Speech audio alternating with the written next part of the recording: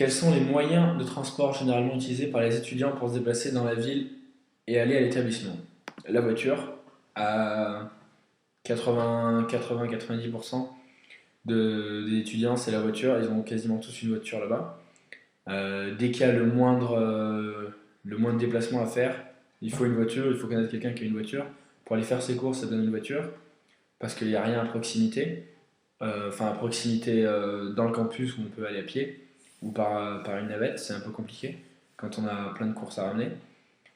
Et pour tous les déplacements, il faut une voiture à UNF. On n'a pas de voiture, donc on a pas mal galéré pour ça cette année. Euh, voilà, après, il faut se débrouiller avec les gens, les Américains qu'on connaît, qui ont des voitures. Y a-t-il beaucoup d'activités que tu recommandes de faire dans la ville et ses alentours? Euh,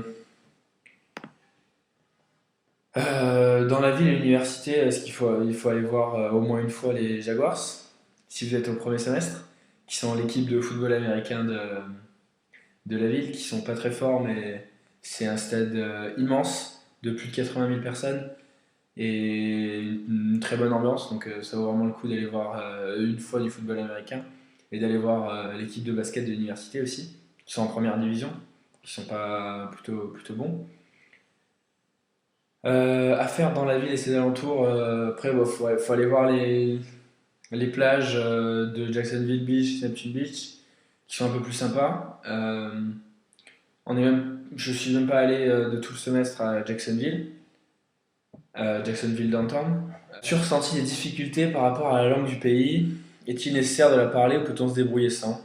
Grâce à l'anglais par exemple. C'est l'anglais. Non, il n'y a pas de problème. Euh, c'est un peu compliqué au début quand on ne connaît pas les expressions des jeunes aux États-Unis, mais on s'y fait vite. Quelles sont les particularités culturelles de ce pays concernant les habitudes, les gens, leurs caractéristiques, façon de penser, mode de vie, comportement? Les Américains en général, ils vont être très très chaleureux au premier abord, beaucoup plus qu'on peut l'avoir en France. Ce qui est sympa, on peut très vite faire des rencontres et se sentir à l'aise. Après, c'est plus dur de se sentir vraiment en tant qu'ami pour des Américains. Mais, euh, mais moi, ce que je retiens, là, c'est vraiment très chaleureux. Quelle est l'alimentation de base du pays? Euh, la spécialité du pays, c'est le hamburger, c'est les fast-food, le soda. Il n'y a pas énormément à dire là-dessus. C'est ce qu'on connaît des États-Unis. Comment as-tu trouvé ton logement? Alors, moi, j'ai mon logement universitaire que j'ai trouvé avant de partir. Euh, c'est- je crois que c'était en juin, en mai ou en juin, où j'ai pris mon logement à l'université. Il y a plusieurs logements universitaires disponibles sur le campus. Celui où la plupart des étudiants internationaux sont logés, c'est Fountains, qui est très bien, puisque c'est le seul où on a des chambres euh, où on est seul dans la chambre, où on ne partage pas.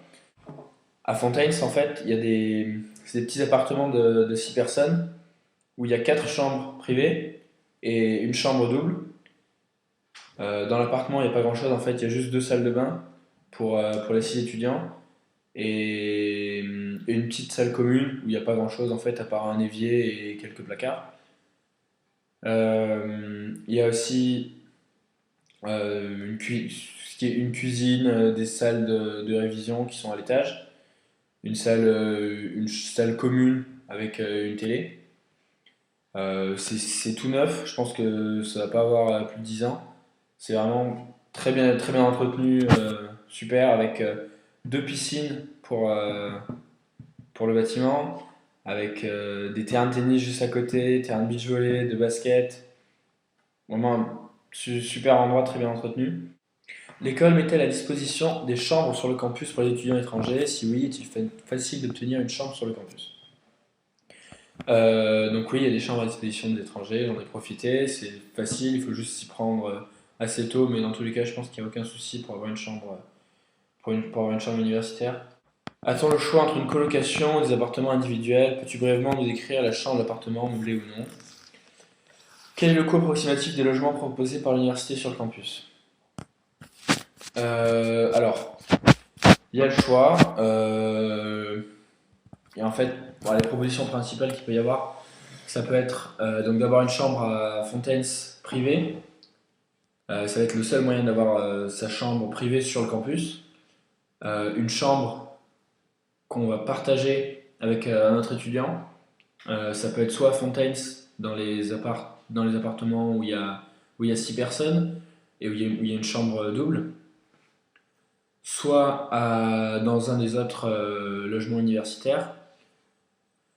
Il y a aussi l'autre possibilité, c'est les flats qui sont juste à côté en fait du campus. Il y a une navette qui les sert très bien. Le problème avec les flats, en fait, c'est des petits appartements. Donc où il y a tout, il y a une cuisine à l'intérieur cette fois, il y a deux trois personnes qui vivent, chacun a sa chambre personnelle avec un salon aussi au milieu. Le problème c'est que pour un an les locations et ça se fait pas pour 6 mois.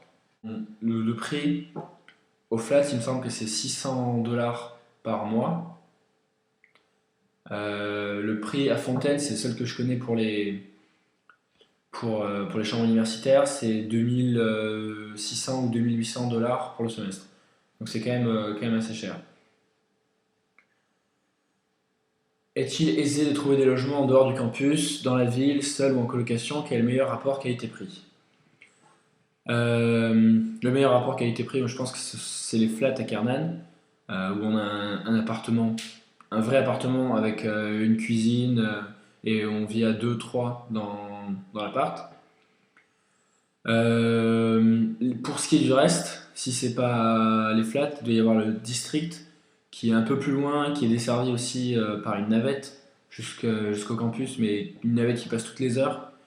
C'est un peu moins cher, mais c'est moins bien aussi, puisque s'il n'y a pas de navette, c'est beaucoup plus compliqué d'y aller. Et le soir, il n'y a plus de navette. Donc c'est un peu compliqué là-bas. Donc il y a soit Kernan, soit avoir une voiture, et à ce moment-là, il y a des maisons un peu partout, et moyen d'être en colocation avec d'autres gens. Mais il faudra avoir une voiture pour être hors du campus. L'école apporte-t-elle une aide aux étudiants pour trouver un logement en dehors du campus? Non, pas vraiment. Après, je pense que à la demande, le centre international peut donner de l'aide, mais il ne propose pas forcément des logements hors du campus. Le coût de la vie est-il plus ou moins élevé ou équivalent au coût de la vie en France? Nourriture, habits, internet, forfait téléphonique, de ton changer, avec une carte SIM du pays, matériel scolaire, frais supplémentaires pour les manuels scolaires ou inscription à des cours, transport en commun.